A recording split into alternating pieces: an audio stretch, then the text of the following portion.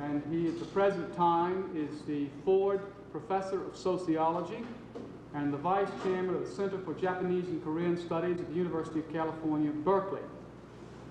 Professor Bella received his BA and his PhD degrees from Harvard University, where he later had a chair and had an appointment in the Department of Sociology.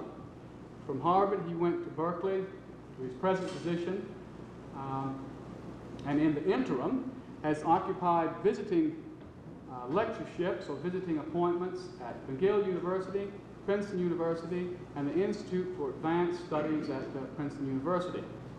Professor Bella's research and publications are truly an impressive accomplishment.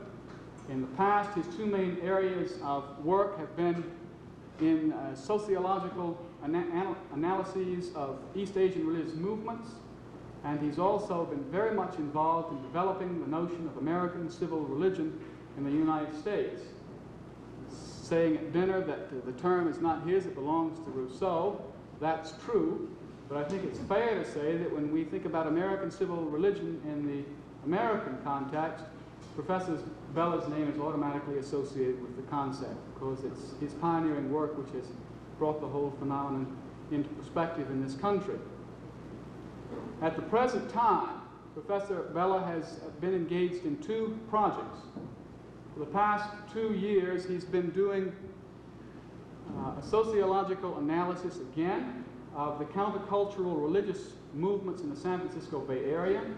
We got a report on that this afternoon in a joint seminar between sociology and philosophy. And he's also just written a book. It was published in February. It's called The Broken Covenant. I'm afraid to say what the book is about because I haven't read it, and I have read only one review of it and a preview of it in a New Republic, an article which was a forerunner of the book in terms of its publicity. But I think it's safe to say that in The Broken Covenant, Professor Bella is trying to recall certain images or ideas in the Judeo-Christian tradition.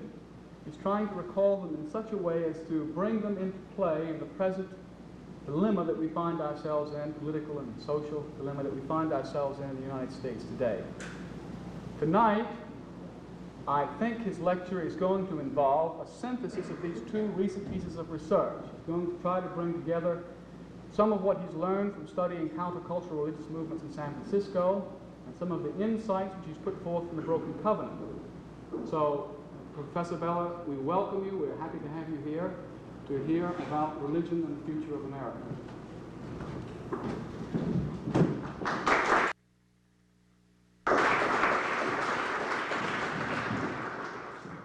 Thank you very much.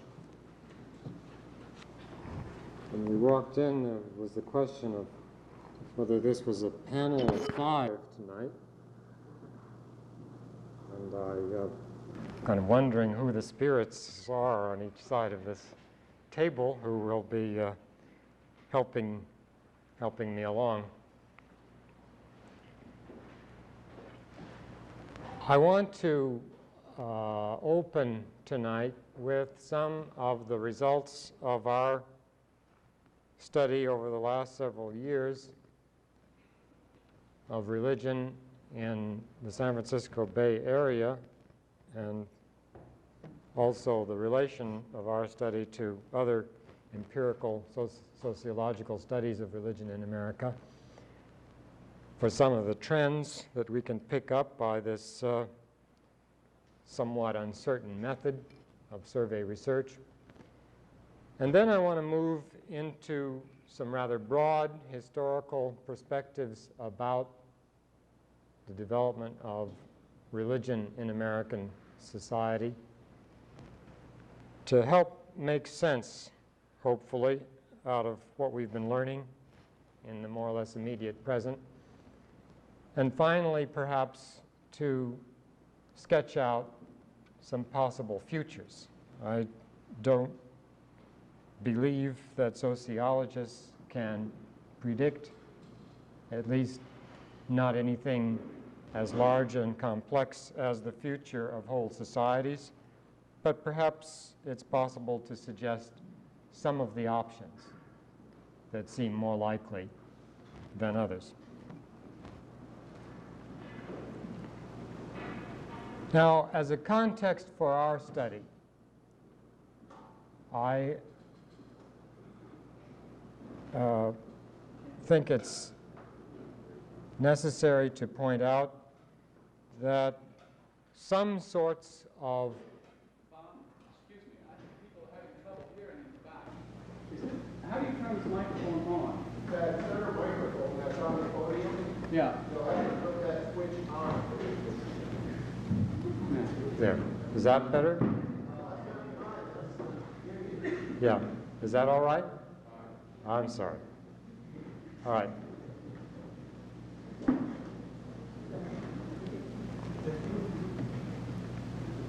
Modern sociological studies of religious belief and action in America go back now 50 or 60 years. So this is one area where we are beginning to have a considerable time span, and even though the survey questions have not been identical and a purist in terms of survey research would have some doubts, nonetheless, I think by and large the trends are clear. For 60 years, with ups and downs, some of them significant, like the religious upswing of the middle 1950s, nonetheless, in spite of the ups and downs, for 60 years, we have seen a general, continuous decline in religious orthodoxy and in religious practice. By virtually every measure, traditional church religion in America is declining. And on the short-run basis, since about 1959, the decline has been continuous and fairly sharp. So both putting these long-term and short-term trends together, there have been not a few who have predicted that in the foreseeable future, religion, in the sense of what we normally take to be religion in American society, is headed for a fairly early demise. Now, one of the purposes of our study was to try to pick up, if we could, measures of religious orientation and religious behavior which perhaps the standard kinds of surveys weren't catching. We wondered if, by asking different kinds of questions and asking about different dimensions, we might not discover some things that haven't turned up in the standard surveys. And so, although we did ask standard questions such as, do you believe in God, and how often do you go to church, we also asked, have you ever had an experience of the sacred or the holy? Have you ever had a profound religious experience in the context of nature? We asked, how often do you meditate? Other questions about religious practice that are different from the standard Christian forms. We tried to get people to identify themselves, and of course we got a great many people identifying with the traditional denominations, Baptist, Methodist, etc. But we also asked people about some of the newer religious groups, whether they knew about them, what their attitude was, whether they'd ever been involved with them, like Zen Buddhism, like some of the newer Christian groups. In Berkeley, the Jesus group is known as the Christian World Liberation Front. We were interested in how many people in the Bay Area had heard of it. So we were trying to pick up, again, not only the standard, but some of the offbeat things. We thought that our choice of the Bay Area was strategic because we knew that it is not typical, that it is different, particularly with respect to the fact that it is a place where new things tend to start in America. It was on Sproul Plaza, the University of California, 1964, that the student rebellion of the 1960s began, and as we know, it didn't stop there, but it went all over the country. A number of the newer religious groups, for instance, the Hare Krishnas, began in San Francisco in 1970. Not everything, of course, that we find in our area survives. Many things die and don't have any later implications for the larger society. But sufficient numbers of them do that we feel this is an area for a kind of pilot study if one wants to pick up perhaps some of the glimmerings as to what might be new. After all, most of the work that's done on religious orientations, religious consciousness, is based on a national sample, relatively small in numbers.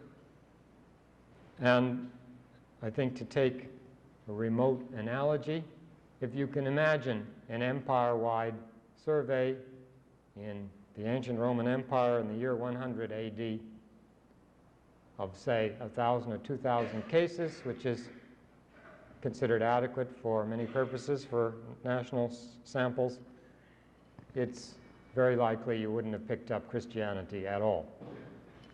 Our effort, therefore, was to use some of the techniques of contemporary sociology, but to try to focus on where some of the growing edge might be seen.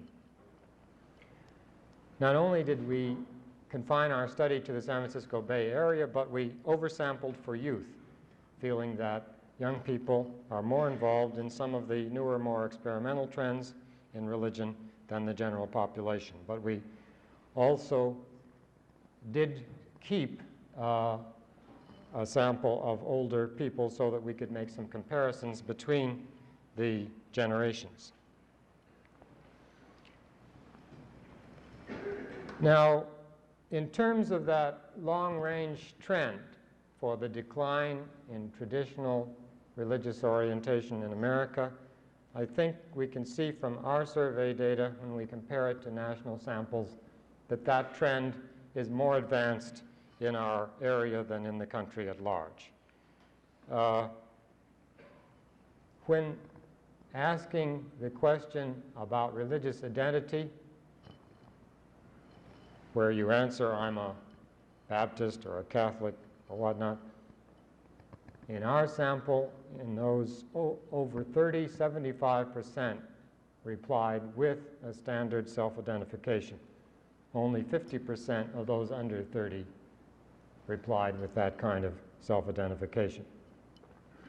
And we know from a recent national survey that 76% of Americans in general under 30 do give a traditional religious identification, and a higher percentage than that do of those nationally over 30.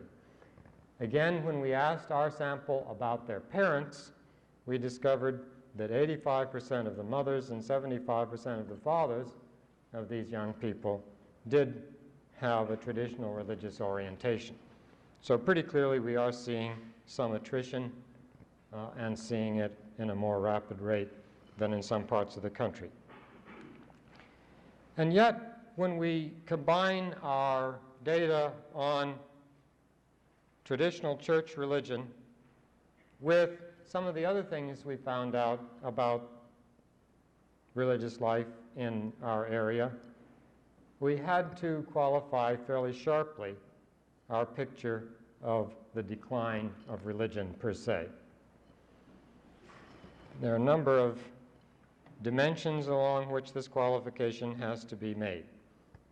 For one thing, belief in things that in some sense or other one would tend to call supernatural tends to be extraordinarily high. Interest in spiritualism, astrology, extrasensory perception turns up in surprisingly high proportions and quite independent of age. For instance, when we asked people if they knew their astrological sign, 98% of young people and 86% of people over 30 said they did. And significant minorities had a fairly profound interest in astrology. When we asked people whether they believed in ESP, we found that a higher percentage believe in ESP than believe in God. 91% of the youth and 87% of those over 30 believe in ESP, and 50% of our sample have actually had experiences of ESP. At least so they tell us.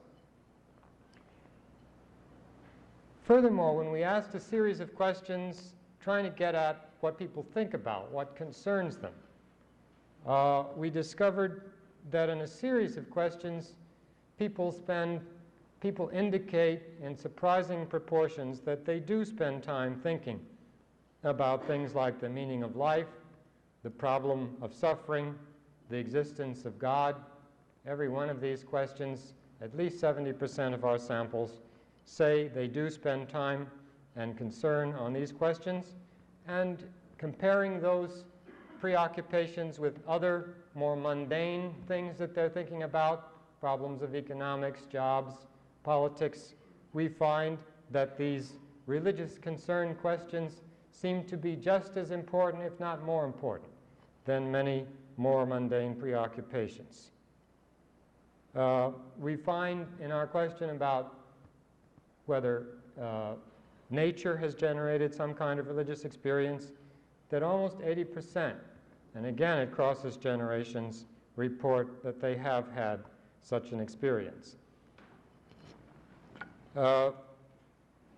Contact with the holy or sacred, we find 50% of the under 30 people have had such an experience, and 25% of them have been profoundly changed, according to their own report, by such an experience. In short, by many measures, something that looks like religion still seems to be remarkably salient in our sample. What seems to be declining is certain traditional forms of religion.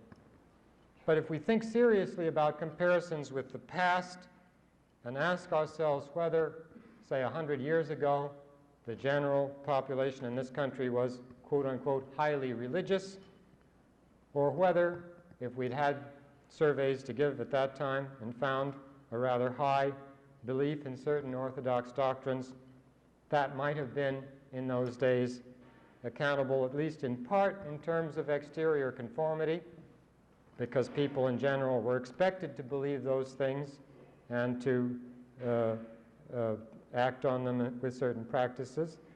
The problem of genuine religious commitment versus external conformity is a problem as old as the church.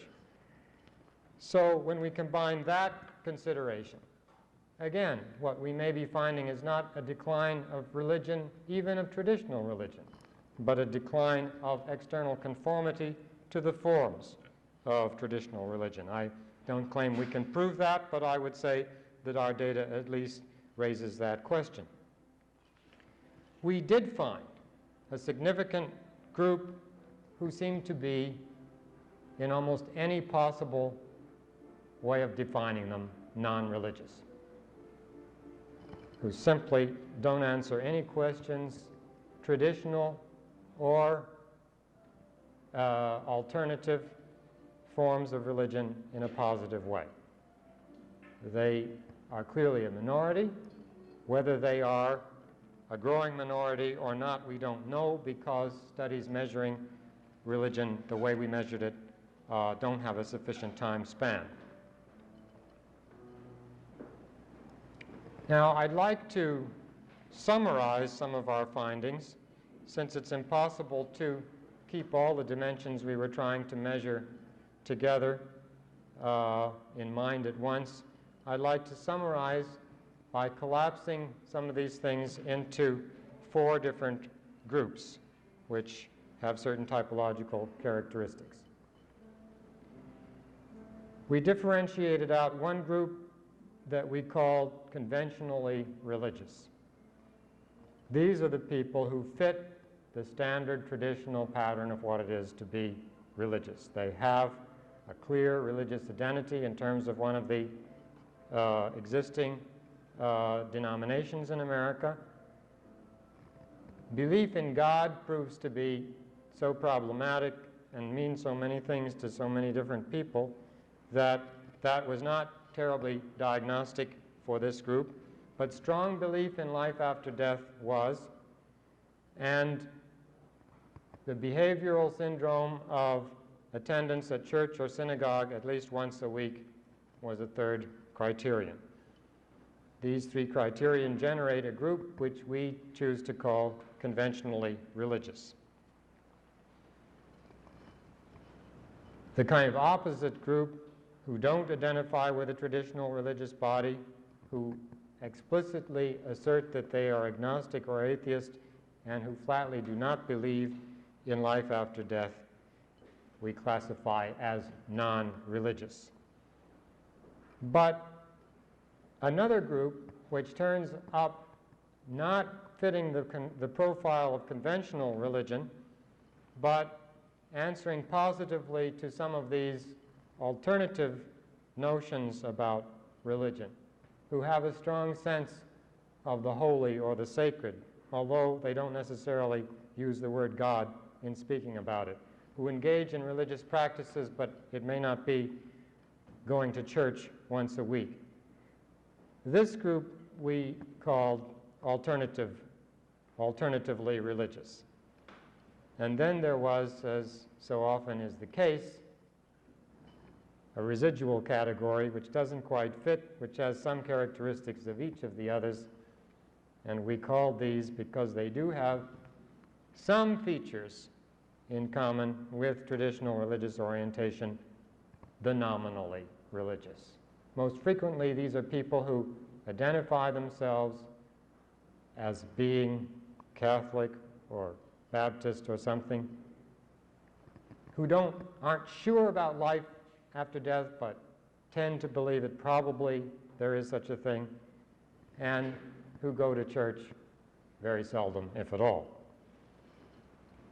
And just to give you a sense of the proportions in our sample of these four types of religious orientation, we found 33% conventional, 43%, the largest group, nominal, 11% non-religious, 8% alternatively religious.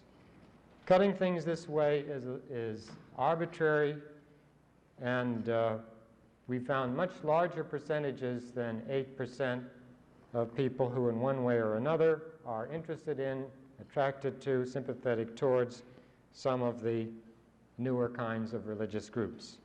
But here we're trying to capture just those who seem clearly and fairly consciously to belong in that category. There's a small remnant that aren't classifiable.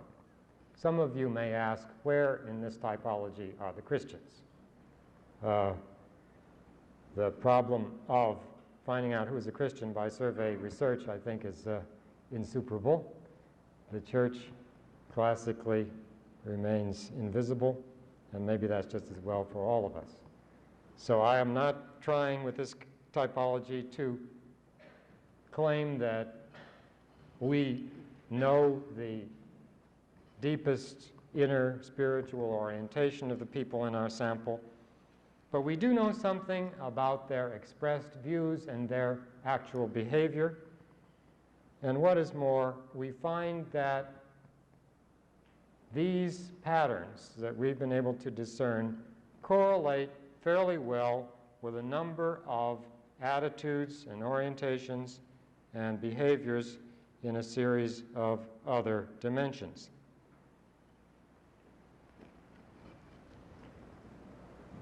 In a few instances, the conventionally religious, those that come out highest in sort of the traditional pattern, and the alternatively religious are similar in contrast to the nominally and non-religious. For instance, in our questions asking about ultimate meaning of life, the kind of religious meaning questions, it is the conventionally and alternatively religious that are high, and the nominally and non-religious that are relatively low. But even in the non-religious, who don't turn up in our measures of practice or belief on any possible scale, still have sizable minorities who seem to spend time worrying about what we can define as religious questions. In a number of other variables, however, we find that the conventionally religious and the alternatively religious, instead of being similar, are at the opposite ends of a curve. For instance, in attitudes towards traditional personal morality, we have some very sharp contrasts. When we ask people whether they disapprove of unmarried couples living together, we find 60% of the conventionally religious disapprove, 29% of the nominally, 18% of the non-religious, and only 7% of the alternatively religious disapprove of unmarried couples living together. When we ask people whether they disapprove of more freedom for homosexuals, we find a very similar pattern. High disapproval from the conventionally religious, medium from the nominal and non-religious, and low from the alternatively religious. On the other hand, if we ask questions about some of the newer lifestyle values, for example, living close, do you think it's important to live close to nature? Do you value being aware of your own body? Do you spend a lot of time getting to know yourself? We find here that it is the conventionally religious that are lowest on the scale, the nominally and non-religious who are intermediate, and the alternatively religious that are highest on these kinds of orientation. When we ask about political views, as measured in several ways, but first of all, baldly, are you liberal or left of liberal? We find again a strikingly straight curve in these four groups. The conventionally religious say yes, they are liberal or left of liberal, 13% of the cases. Nominally religious, 22%, non-religious, 40%, alternatively religious, 56% identify as liberal or left of liberal politically. And when we ask about attitudes towards communism, about strengthening the police, about the fairness of the existing taxation system, about legalizing marijuana, we find similar patterns, that conservative views politically and conventional religion go together, and liberal or radical views go with the alternatively religious, and that the non-religious and nominally religious are somewhere in between. But I'd like to close with one of this run-through of some of our survey findings with one pattern where the alternatively and conventionally religious are together in contrast to the nominal and non-religious. And that is the question, do you think material comfort is a very important part of life? Here we find, relatively speaking, that the conventionally religious and the alternatively religious tend to say no, at least relative to the other two groups. And it is the nominal and non-religious who have a higher value on material comfort as a central value of life. Now, I don't pretend that we can draw sweeping conclusions from data of that sort, but I do suggest that it opens up a series of questions about the future of religion in America and the relation of religious orientations to different aspects of American social and political life that the more normal, traditional studies of religion in America have not been able to open up. It will, of course, take time and other samples and re-questioning people over an extended period of time to see whether the trends we've begun to pick up here are significant or only something in the way of passing fads of the moment. I'd like now to try to put this immediate work of ours in a somewhat longer range picture of religion in America. The groups that we have been studying are what we've come to call successor movements to the counterculture. That period of the late 60s, when there was a kind of social effervescence across the country, ending up in the great rock festivals like Woodstock, came, relatively speaking, to a close around 1970 and 71. And it was just in that period when a whole array of new groups, from Hare Krishna to yoga groups to Jesus groups, began to develop. Often they recruited followings of people who had been uprooted by the upsurge of the counterculture and who needed context of belief and organization to put some order back into their lives. So there is clearly a relationship between the groups that we studied and that earlier social movement. In many respects, too, although the beliefs have become somewhat more fixed, the openness, the fluidity has decreased.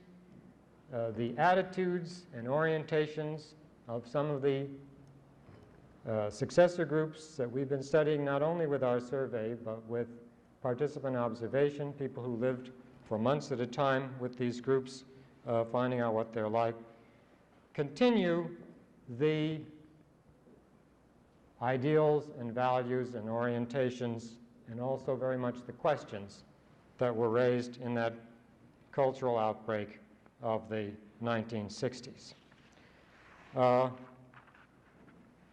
And it seems to me that the significance of this recent period, what has sometimes been called the American Cultural Revolution of the last 10 or 15 years, is that it raised certain serious questions about central features of the American tradition, which had not been asked before, at least so openly, so intensely, with such personal commitment by such large numbers of people. And I'd like then to ask, what was it that was being questioned, especially in terms of religious structures, basic beliefs, worldview?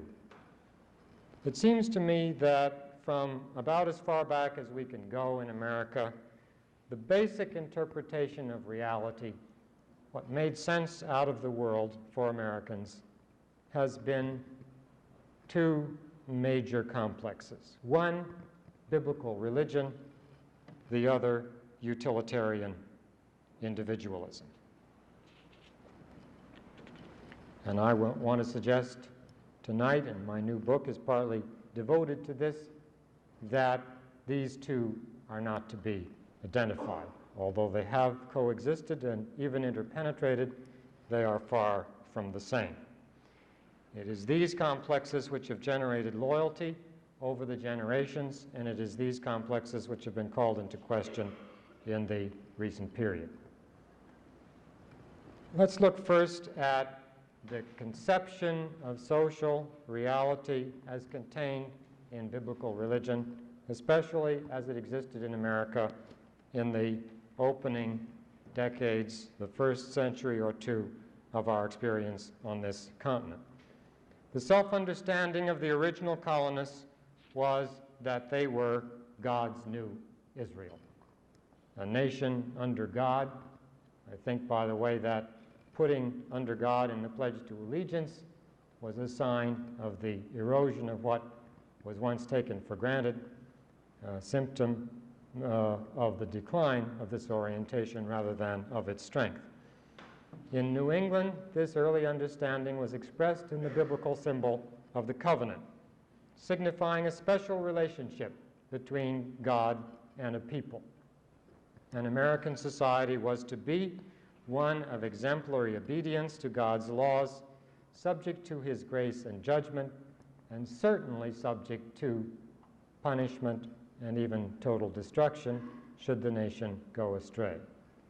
This understanding is not only characteristic of the 17th century, but it is reaffirmed time and again in American history. Perhaps the greatest moment in Abraham Lincoln's second inaugural address, when he interprets the Civil War as punishment to the nation for the sin of slavery. But it survived well into the 20th century, certainly in such figures as William Jennings Bryan and Woodrow Wilson. The basic rock of this conception was a transcendent God insisting on ethical behavior by human beings and judging the nation in terms of its living up to those demands. A second underlying interpretation of reality has also been enormously influential in American history: utilitarian individualism. And I would suggest that this view has never been wholly compatible with the biblical tradition, even though utilitarian individualism grew up on largely Protestant soil in England and the United States.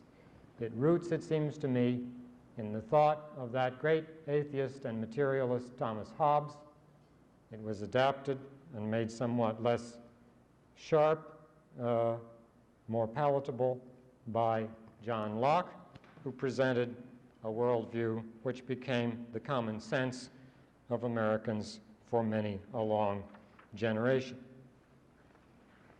And that tradition, too, has been a powerful one, reasserted in ever new forms, until, I would argue, it has become central and dominant in American culture today. If we look at the key terms for understanding human action and human community and society, we find the sharpest contrast between these two traditions.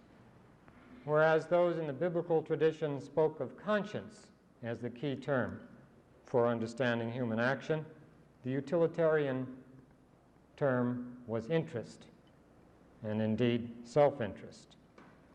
Where the biblical tradition spoke of community, a sense of all being members of one body, of every person having responsibility for every other person, charity towards all. The tradition of utilitarian individualism spoke of a neutral state which stood for the preservation of order such that individuals could maximize their self-interest with the least concern for their neighbors. Now, the harshness of these contrasts was blurred by various forms of rather privatistic Christianity, which turned the Christian gospel into the gospel of success, the gospel of wealth. But the fundamental tension between these positions, I think, has never completely gone out of consciousness. Perhaps the two conceptions of the world can be discriminated most sharply in a central word to both of them, and a word which is used so often in American discourse that it obscures precisely this central cleavage in our tradition. That word is freedom. The biblical meaning of freedom, the New Testament meaning of freedom, is freedom from the power of evil, symbolized very vividly in freedom from possession by demons, freedom from sin. Freedom in this tradition means freedom to love, freedom to have charity to the neighbor, freedom to live in obedience to God. It is a highly positive concept. It is full of ethical implication. In the tradition of utilitarian individualism, freedom is entirely negative. It means freedom from impingement by others.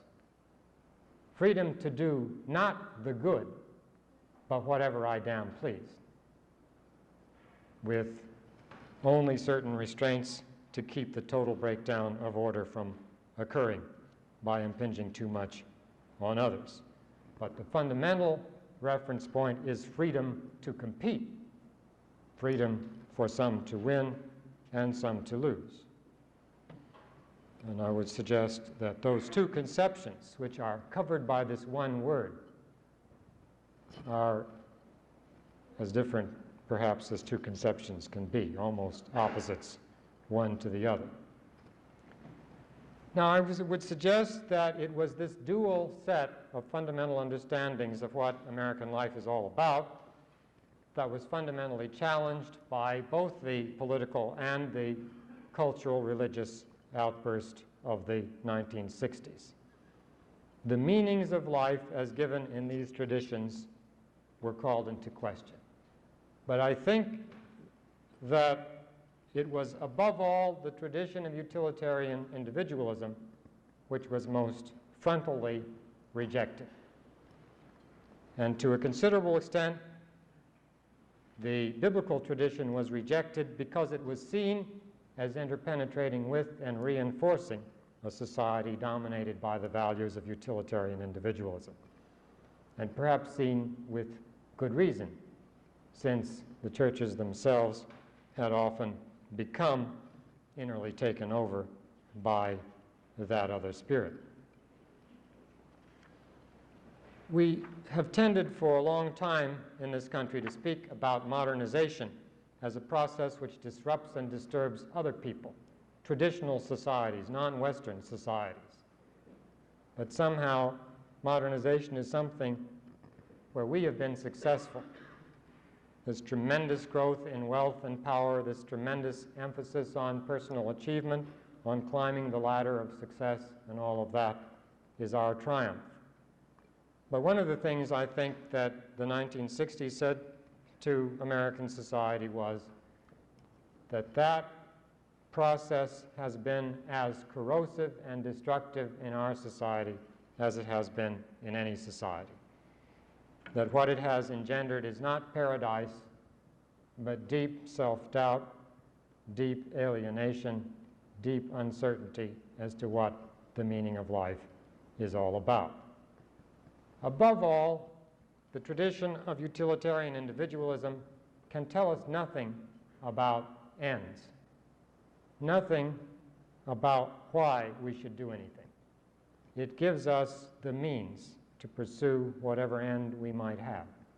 It emphasizes efficiency, performance, achievement, doing, know-how, practicality, pragmatism.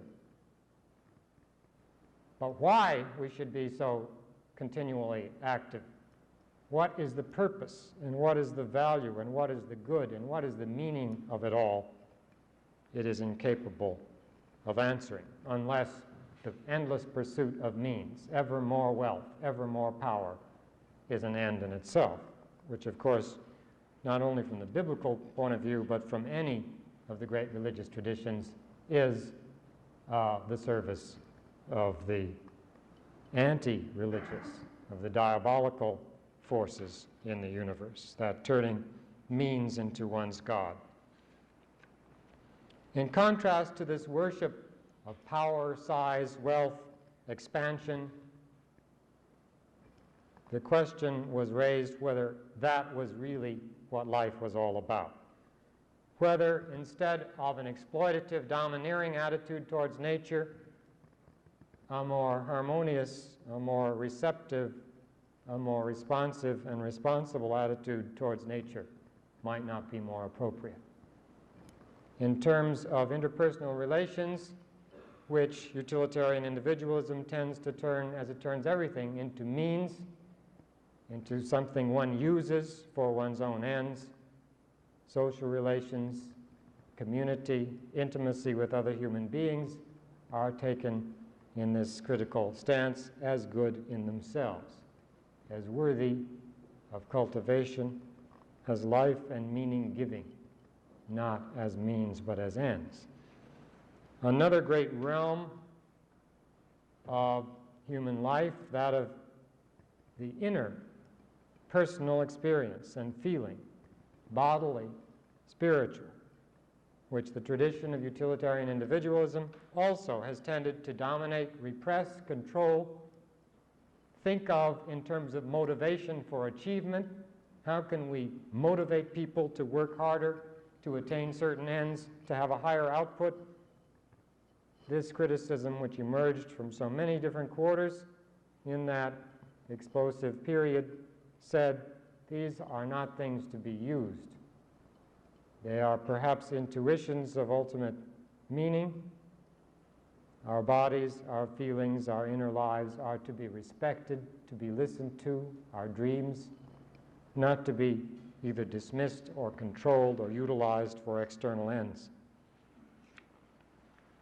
And so there was, consciously and unconsciously, I think, a drastic criticism of many of the central assumptions of American society in that period. Perhaps, however, even more important than the positive alternatives, the stress on nature, the stress on interpersonal community, the stress on the immediate experience of spiritual reality. Perhaps even more important, especially as we look at America in the middle 70s, is the fact that what that sea change in American culture produced in the 1960s was an immense withdrawal of legitimacy from the central structures of American society. So perhaps more than anything positive, the legacy, and this continues whatever else is changing, of withdrawal of legitimacy, of a profound sense that the central institutions and values of American society lack authority.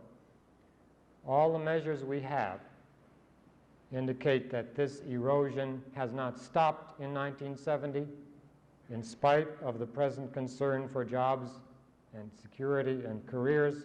It has not gone hand in hand with a return to an attitude such as could be found in the 1950s of simple, naive acceptance of American society as it is. Instead, what we've found in the last 5 years is that values and beliefs which in 1970 were held only by college youth are now being shared by blue-collar youth, by many people not even in college. A profound suspicion of every one of the central structures, political, economic, educational, the belief and love of education in American society is way down by any kind of objective measure if you look today from what it was 10 years ago. The churches, there is really no institutional structure. Marriage, every one of these, what used to be bedrock features of American life, are viewed today with suspicion and distrust, with a fundamental question as to their legitimacy and meaning. And the decline of open disaffection and protest has not been accompanied by a return to legitimacy. And I would suggest that when a social order and a value system begin to lose that sense of inner validity, that sense of taken for grantedness, that sense of obvious rightness among large and significant and growing numbers of people in a society, that society is in trouble. Now, the groups that we've been studying are small, marginal. In our area, they've interested more people perhaps than we thought, but clearly they're not anywhere near a majority. But they have functioned as kind of survival groups for many people who've been uprooted and disturbed by the events of the last 10 or 15 years. They have provided some coherence, some inner integrity and dignity to those who found themselves quite at sea otherwise. Perhaps more significantly, they have also attempted, with more or less success, and I would certainly want to make some very careful discriminations between them in terms of their significance for the larger society, but they have attempted to be a witness community. an expression that it is possible to live out of other values. They have very notably abandoned personal careerism. We find, for example, that most of the people that are committed to the Oriental religious groups come from upper middle class, well-to-do homes and are themselves highly educated. They are people who could, quote unquote, make it in American society. They have chosen a life of voluntary poverty and commitment to a religious vision. And that choice stands as some kind of statement about the society in which they live. They are trying to actualize a different pattern, an almost opposite pattern, in which smallness of scale is preferable to largeness of scale, in which intimacy is more important than using other people, in which the life of the spirit is more important than amassing wealth and power. And they are, in a small way, making that witness to other Americans. I'd like to conclude by trying to guess a bit, sketch out some alternative possibilities, some scenarios, if the Watergate tapes haven't ruined that perfectly good word, some alternative scenarios for the future in American society. I certainly don't want to imply that the kinds of groups, these successor groups to the counterculture that we've been studying, are going to be decisive for the future. They're too small, too marginal, lacking in power, lacking in deep resonance with the central strands of the tradition.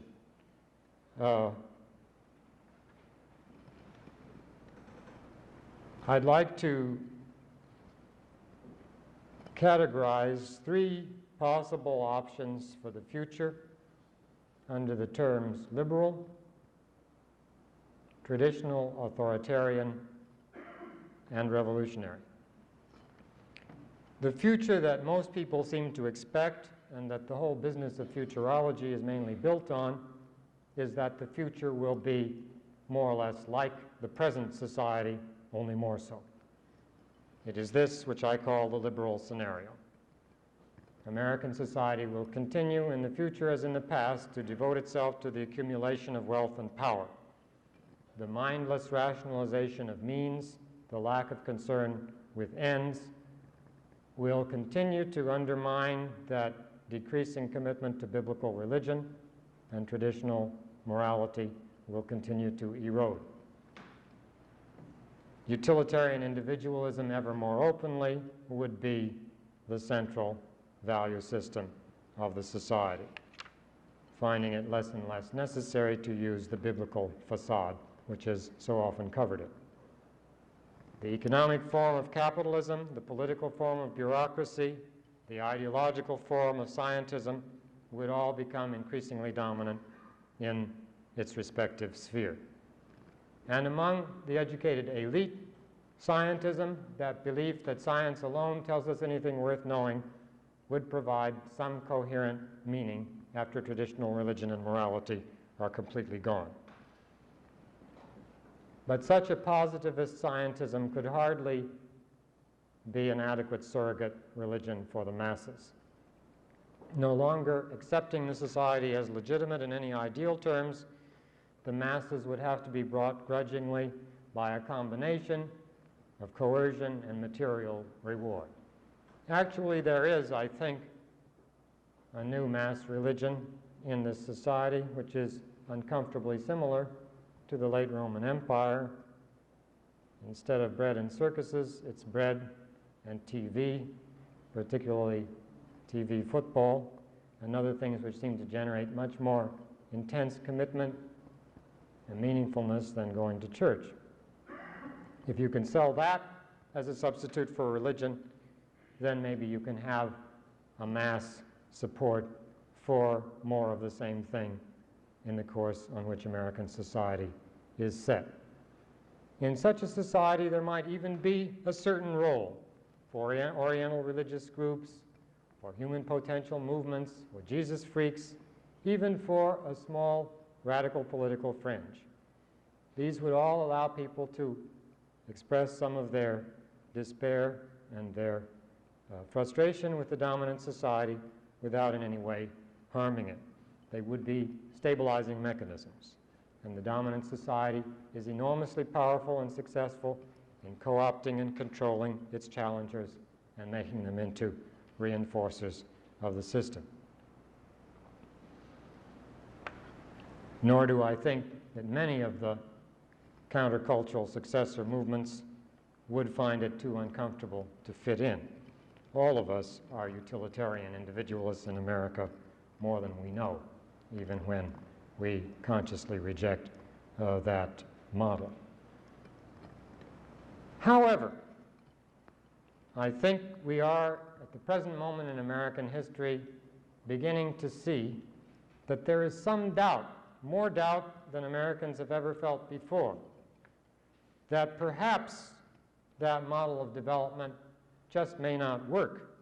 Perhaps the technocrats and the bureaucrats and the rationalizers are not quite as clever as they and we thought. And instead of more and more of the same, we may be heading for some very drastic breakdowns. Ecological, economic, sociological. We are certainly heading into a world where the tensions between rich and poor nations are growing ever sharper, where atomic weapons are coming into the hands of more and more nations, backward and poor nations, who may be tempted to use them. As we move into the late 20th century, instead of ever more conquest of successful so-called modernization, we seem to be in a world where less and less is controlled, where more and more things that we thought were under control seem to be breaking down. Now, while I don't fully accept the vision put forth in Robert Heilbronner's The Human Condition, it does seem to me that he holds up to us a very important dimension of the reality in which we live. And when he suggests that the pattern, the course on which we have been set for 2 centuries may be heading not towards some kind of total massive control over everything, but disastrous breakdown, that the likeliest outcome, short of total destruction, which is also unfortunately an outcome with a considerably high likelihood to it, but the likeliest outcome, should that liberal pattern prove ultimately not successful, is a relapse into some kind of traditional authoritarianism. We've seen it in South Africa, we've seen it most lately in Chile, where, for instance, not only are people's hairstyles controlled, but Oriental religions are banned.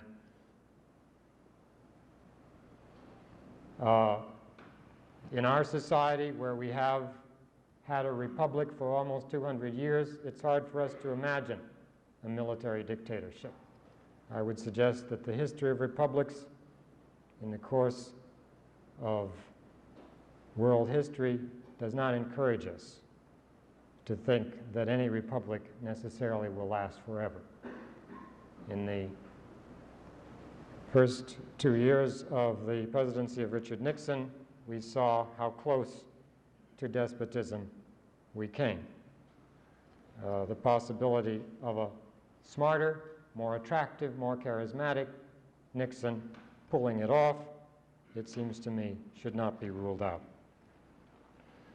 So this option, a relapse into some kind of neo-traditional authoritarianism, which would have to have, in a way Americans have never had before, some kind of orthodoxy, some kind of thought control, a society simpler, a society probably which in the long run could not even tolerate the freedom of science. This option, I suggest, is a real one.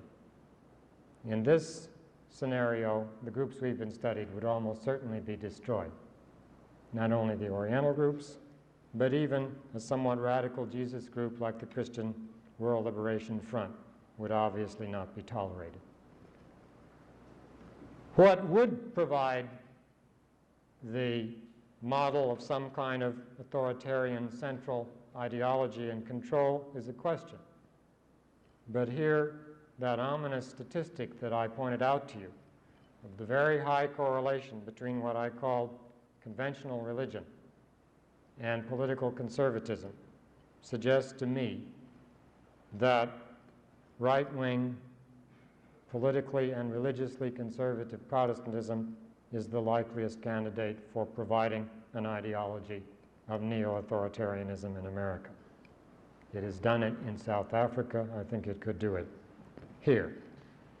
The Catholic Church, which in an earlier period might have been a candidate for this job, I think is not in any condition after Vatican II to play such a role. There is, I think, another alternative, perhaps a fourth rather than a third, because I think we can never forget that one likely alternative before we ever reach the year 2000 is that we will destroy ourselves utterly and all life with us. But a fourth possibility is something which I would call a revolutionary change in American society. By revolutionary, I do not mean one inaugurated by a bloody uprising, which I think under conditions of American society would almost certainly be impossible, but one which would bring about fundamental structural change socially and culturally. It is to this possibility of some kind of fundamental shift in the main vector of American society to which the groups we've been studying, I think, would point. All of them share a profoundly apocalyptic view of American society as headed for the brink in one way or another. But just as certainly, none of these groups that we've been studying could provide the leadership, the imagination, the planning, which would bring about such a genuinely revolutionary cultural about-face. It seems to me that this option is the most hopeful one because it would pull back from the brink of self-destructiveness on which I'm afraid the liberal course is set,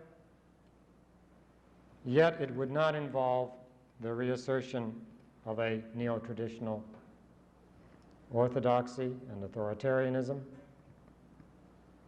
nor would it, I think, involve the abandonment of science, as I think that neo-authoritarian position would, although it would mean placing science in a context where a lot of other values had a more important role than they do in the present American scene. A fundamental reordering of the American economy, of the kinds of participation people have in decisions over their lives, of the role of bureaucracy, of the role of local community. All of these things would have to be changed in this alternative.